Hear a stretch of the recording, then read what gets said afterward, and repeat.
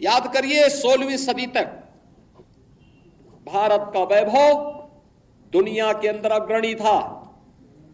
अगर दुनिया की जीडीपी की आप बात करते हैं तो दुनिया की अर्थव्यवस्था का आधा भाग का नेतृत्व अकेले हिंदुस्तान करता था 16वीं सदी तक। इतना समृद्ध भारत था। और यह तब था जब कई सौ वर्षों तक लगातार विदेशी आक्रांताओं के आक्रमण को यह झेल रहा था। और लगातार फिर किस स्थिति में यह पहुंच गया था, आपने भी वह दृश्य देखा है फोटोग्राफ के माध्यम से। इस जो यहां पे भी सूचना विभाग ने त्रासदी के कुछ दृश्य आपके सामने प्रस्तुत किए। 15 अगस्त 1947 से एक दिन पूर्व 14 अगस्त 1947 को जब विभाजन की त्रासदी हो रही थी और 15 अगस्त को जब देश के अंदर तत्कालीन प्रधानमंत्री पंडित जवाहरलाल नेहरू के द्वारा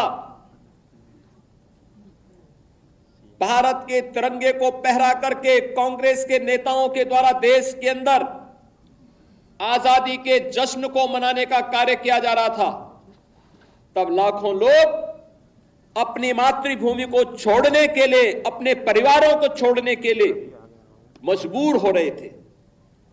किस प्रकार की यातनाएं उन पे पड़ रही थी, किस प्रकार का दृश्य था, किस प्रकार के मानवीय अत्याचार हो रहे थे, ये किसी से छुपा हुआ नहीं। और ये दृश्य बहुत कुछ है, चित्र बहुत कुछ बोल देते हैं। यानी दुनिया का सबसे समृद्धतम देश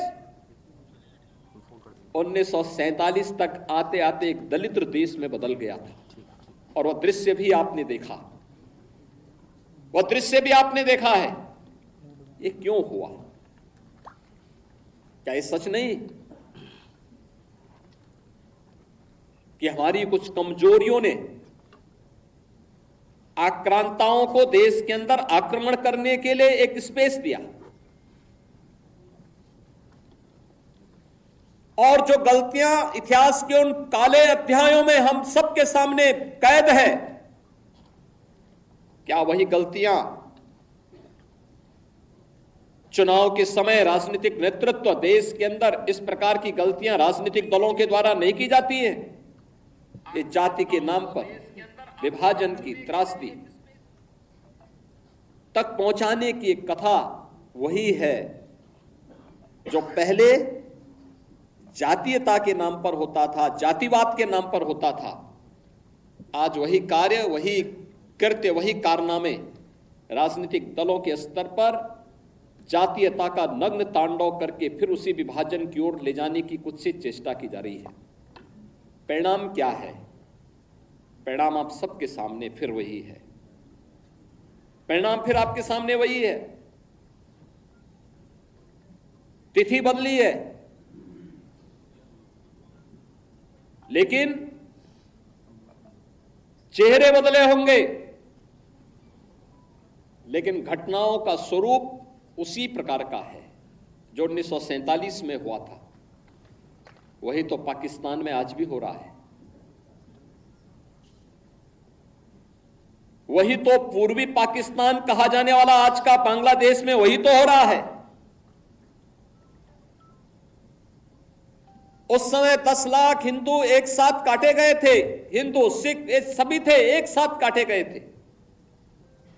और आज भी वही आगजनी, वही तोड़फोड़, वही लूटपाट, बहन और बेटियों के साथ वही अत्याचार, उसी प्रकार की त्रासदी का दृश्य आज भी हम सबके सामने है। और इस सब के बावजूद इस प्रकार के कार्यक्रमों को केवल एक औपचारिकता बना करके हम लोग केवल अपनी बात करने तक सीमित हो जाते हैं। आखिर कब इतिहास की इन गलतियों से हम सबक सीखेंगे? विभाजन की इस त्रासदी के लिए तत्कालीन कांग्रेस नेतृत्व पूरी तरह जिम्मेदार रहा है। कांग्रेस विभाजन की इस त्रासदी के लिए और समय समय पर देश के साथ हुए इस धोखे के लिए कभी देश की जनता से माफी नहीं मांगेगी। क्योंकि उनका चरित्र कभी भी इस प्रकार का नहीं रहा। कांग्रेस का वास्तविक चरित्र अधिनायकवादी रहा है और देश के अंदर जब भी उसको अवसर मिला उसने लोकतंत्र के गले को घोंटने का प्रयास किया। 1975 इसका उदाहरण है। जब भी कहीं पर नागरिकों ने अपने अधिकारों की बात की उसने आपस में लड़ाने का काम किया।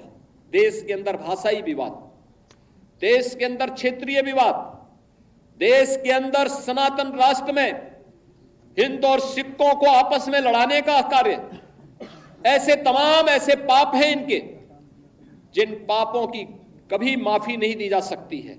और इसलिए हमें इस प्रकार के लोगों से सावधान रहते हुए फिर कहीं भी कोई ऐसी स्थिति ना आने पाए जो देश के वर्तमान और भावी पीढ़ी के सामने इस प्रकार की दुर्भाग्यपूर्ण त्रासदी की स्थिति पैदा करे। इसके लिए हम सबके जीवन का इस संकल्प होना चाहिए, हम इसके लिए परिमार्जन करने की दिशा में आगे बढ़ सकें।